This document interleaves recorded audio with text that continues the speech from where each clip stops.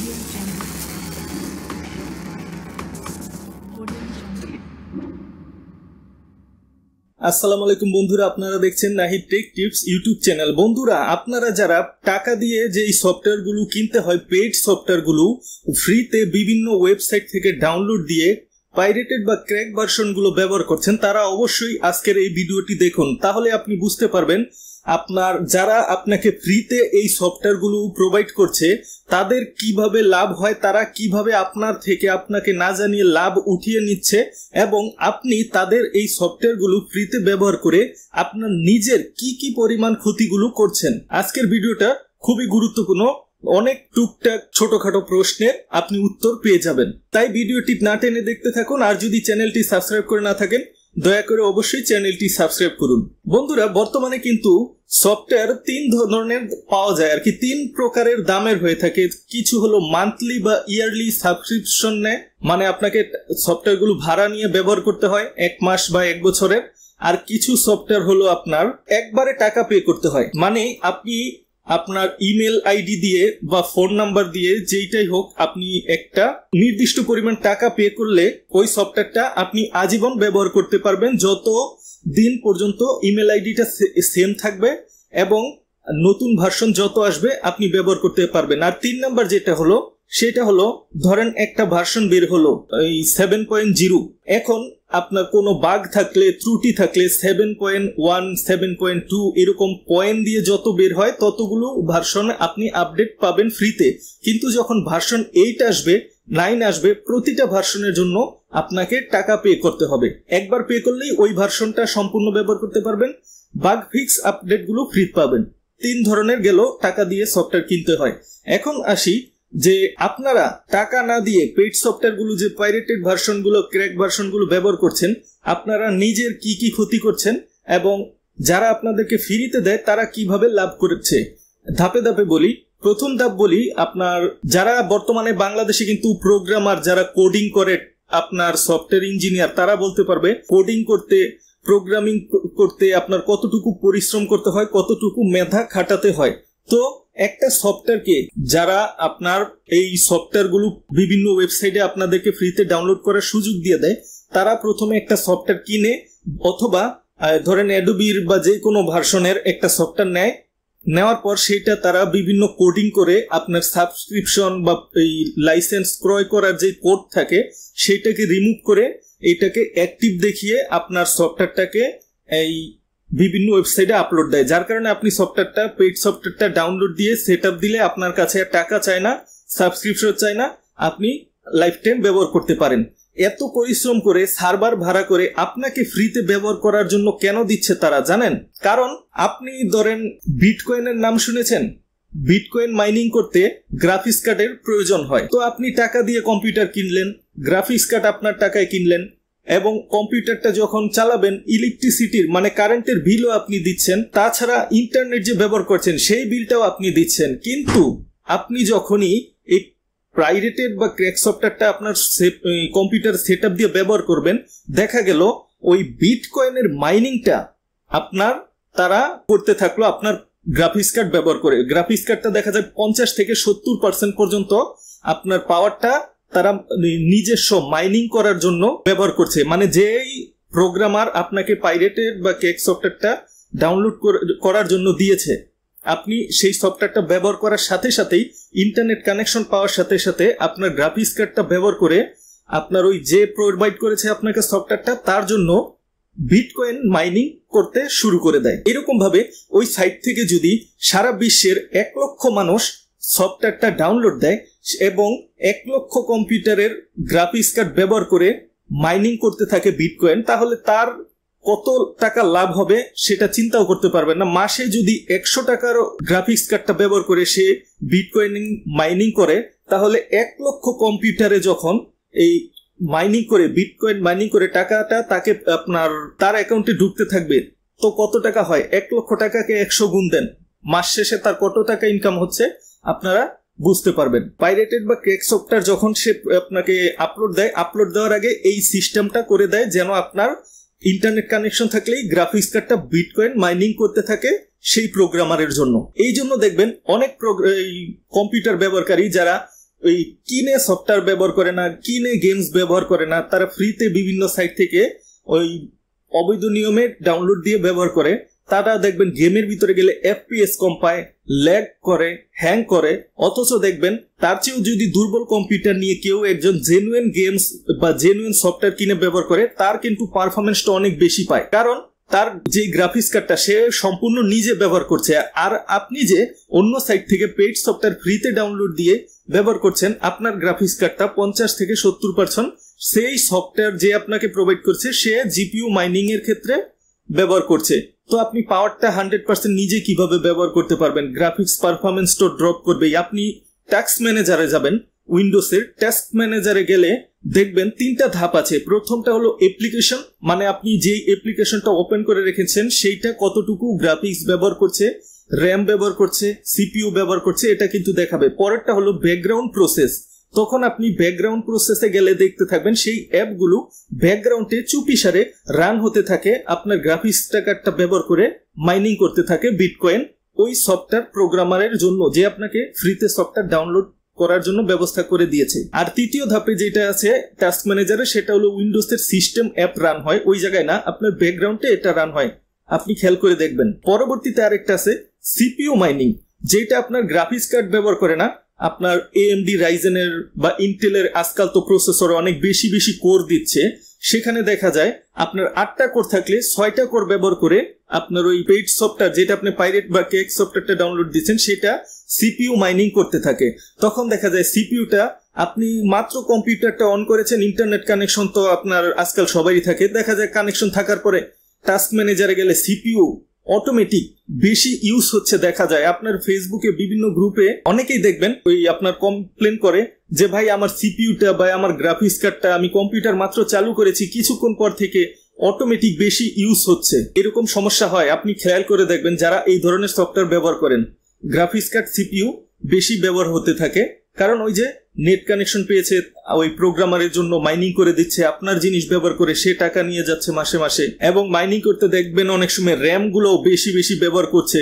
আপনি কিছু ওপেন করেন, জাস্ট কম্পিউটারটা চালু করেছে, নেট কানেকশন পাওয়া মাত্রই আপনার মাইনিং করা শুরু করে দিয়েছে। পরবর্তীতে আরেকটা ধাপ হলো, আজকাল তো অনেকেই অ্যান্টিভাইরাস কিনে না বা অনেকে উইন্ডোজ ডিফেন্ডারের উপর নির্ভর করে, টাকা দিয়ে অ্যান্টিভাইরাস কিনতে চায় না। তো কি করে, যারা আপনার বিভিন্ন অ্যান্টিভাইরাস কোম্পানি আছে তারা নিজেরা পেইড সফটওয়্যার কিনে সেইটাতে মালওয়্যার কোড অ্যাক্টিভ বা ভাইরাসের কোড টাইপ করে আপনার বিভিন্ন সাইটে দিয়ে দেয়, যার কারণে আপনি ওই সফটওয়্যারটা দিলে ওই সফটওয়্যারটা ডাউনলোড দিয়ে আপনার যখন ইনস্টল দিবেন দেখবেন কম্পিউটারে ভাইরাসে ভরে গেছে, তখন আপনার বাধ্য হয়ে যে কোনো একটা অ্যান্টিভাইরাস ব্যবহার করতে হবে।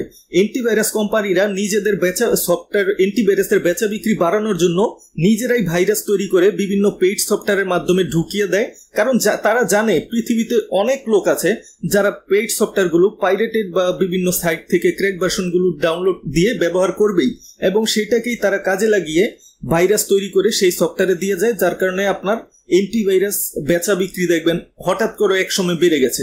অ্যান্টিভাইরাস ভাইরাসের আক্রমণ সাইবার সারা বিশ্বে হঠাৎ করে বেড়ে যায়, কারণ তারাই ভাইরাস তৈরি করে এবং পেইড সফটওয়্যারগুলোতে দিয়ে দেয়। আপনি যদি জেনুইন সফটওয়্যার জেনুইন সাইট থেকে না কিনেন তখন এই সমস্যার সম্মুখীন হবেন।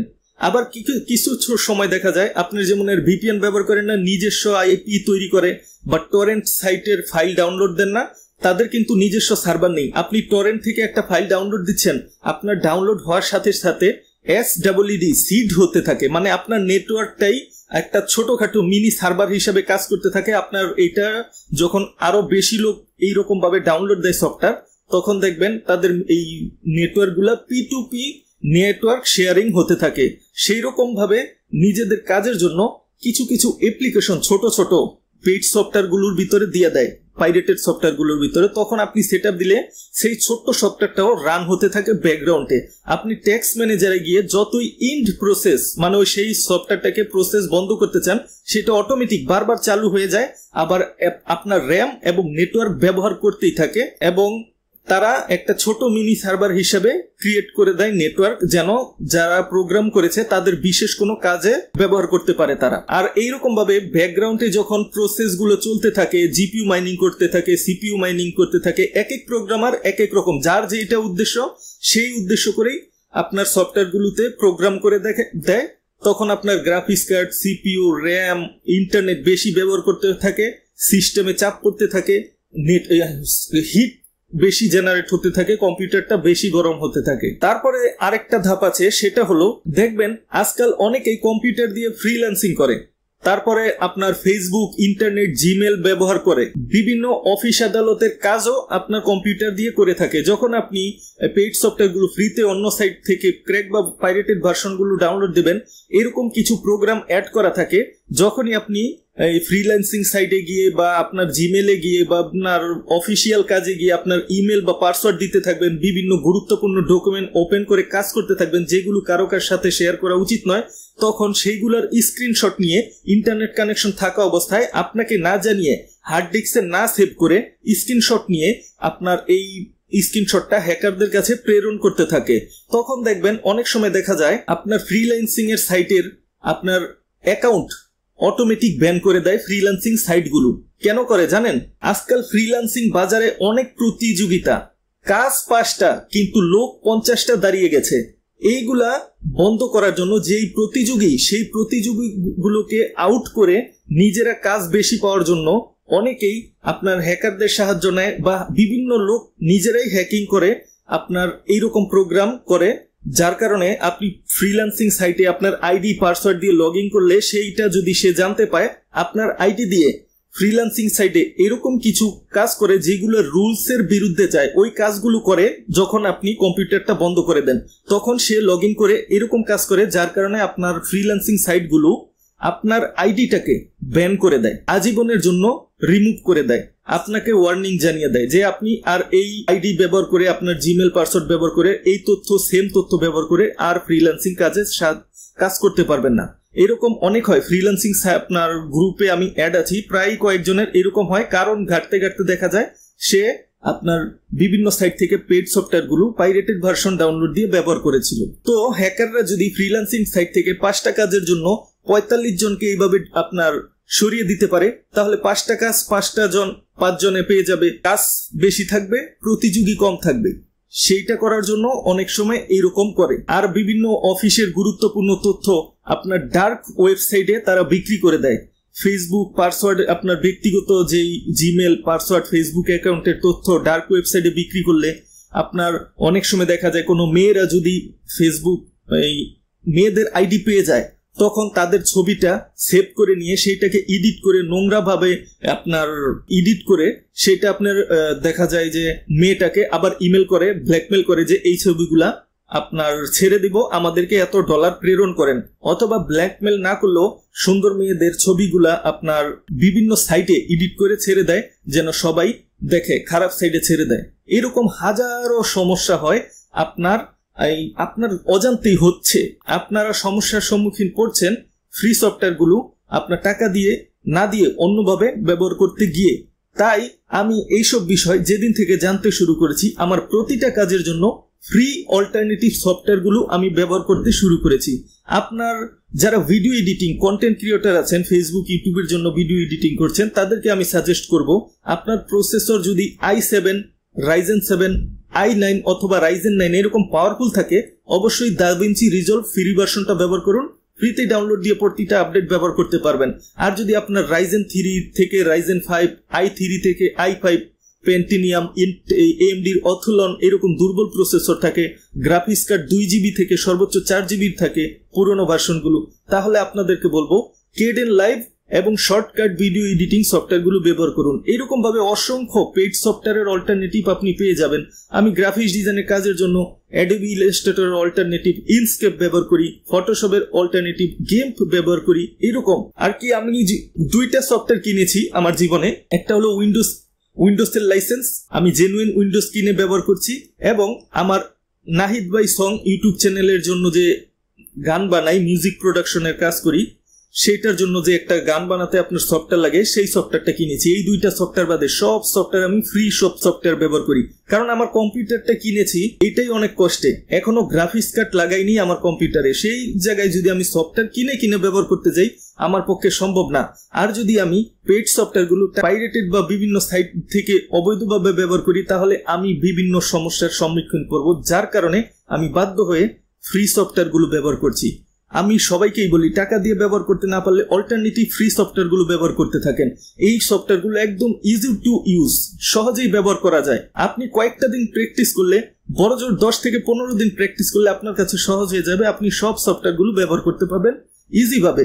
তো পরবর্তীতে আরেকটা ভিডিও নিয়ে আসবো বন্ধুরা, যারা কষ্ট করে প্রোগ্রামিং করে দিনরাত জেগে একটা সফটওয়্যার বানায়, তারা ফ্রিতে আমাদেরকে সফটওয়্যার দিয়ে তাদের কি লাভ, আর ফ্রিতে সফটওয়্যারগুলো যেই ব্যবহার করছি, ফ্রি অল্টারনেটিভ সফটওয়্যারগুলো, সেইগুলো ব্যবহার করে আমাদের কি কোনো ক্ষতি হয় নাকি লাভ হয়? এই ধরনের প্রশ্ন আপনাদেরকে হয়তোবা বুঝাতে পারিনি। মানে ফ্রিতে যেই সফটওয়্যারগুলো পাওয়া যাচ্ছে, পেইড সফটওয়্যারের অল্টারনেটিভ ফ্রি সফটওয়্যারগুলো, সেইগুলো বানিয়ে যে তারা আমাদের কাছে দিচ্ছে ফ্রিতে ব্যবহার করতে, তাদের কি লাভ, কিভাবে তারা লাভগুলো উঠিয়ে নেয়, নাকি তারা লস দিয়েই চলতে থাকে? এই ধরনের অনেক প্রশ্ন নিয়ে পরবর্তীতে আরেকটা ভিডিও নিয়ে আসবো। তাই আমার চ্যানেলটি সাবস্ক্রাইব করে পাশে থাকুন। আর সম্ভব হলে টাকা দিয়ে সফটওয়্যার ব্যবহার করুন, আর টাকা দিয়ে যদি কেনার সামর্থ্য না থাকে অবশ্যই ফ্রি সফটওয়্যারগুলো ব্যবহার করুন। আজকে তো আমি কয়েকটা পয়েন্ট তুলে ধরলাম, লম্বা লিস্ট আছে, সবগুলো বলতে গেলে 2-3 ঘন্টা লম্বা হয়ে যাবে ভিডিও। যারা বুঝার মানুষ তারা এই কয়েকটা পয়েন্ট দেখেই বুঝতে পারবে, বেশি কথা বলার প্রয়োজন নেই। তো বন্ধুরা, পরবর্তী ভিডিও দেখার আমন্ত্রণ জানিয়ে আজকেই এখানেই শেষ করছি। ধন্যবাদ।